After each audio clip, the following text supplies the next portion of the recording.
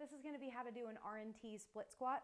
RNT, if you're wondering, stands for reactive neuromuscular training, which is a mouthful, so you don't need to remember it because it doesn't really matter. Main thing you're going to need is a heavy-ish, but not super heavy, so specific, I know, about a 20-pound resistance band looped around something pretty sturdy. You're going to have this at around knee height. What you're going to do is you're going to take this band and you're going to step through it so your front leg is looped. And we can do this one of two ways. If we're working on these muscles on the outside of our hip, stabilizing muscles in our hip, we'll have the band looped so it's pulling our knee in. We can also do this where the band is looped so it's pulling our knee out. This is going to work a little bit more the stabilizers of our groin. The other one is going to work a little more stabilizers in our outer hip. It kind of depends on what we're trying to do here.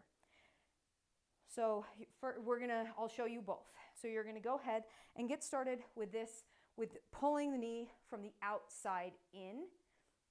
And then you're going to get into a lunge position. If you want to hold on to a stick or something, if this is working your balance more than your muscles, feel free. Make sure your hips are square. You're going to drop down. Pause for a second at the bottom. This band is going to try and pull your knee in. So you're going to use your glutes to kind of clamshell your knee out a little bit. Not like crazy. We're not just full sending it that away. That defeats the purpose. We're just going a little bit outside the middle edge of our foot. You should get a nice burn here. Then you're going to come back up. Again, that's down and up.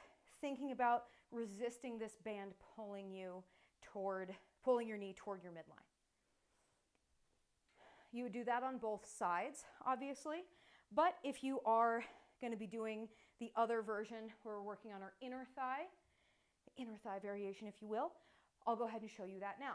So now you're going to set yourself up so that this band is pulling you on from the inside of your leg. So the band is either going to go on the outside or it's going to go on the inside. This is how it looks on the inside. Same thing, get into your nice lunge stance. Hips are square, hold on to something if you need to. You're going to do your lunge. This time, thinking about using that inner thigh to make sure that your knee isn't being pulled out yonder, just off into the boonies there.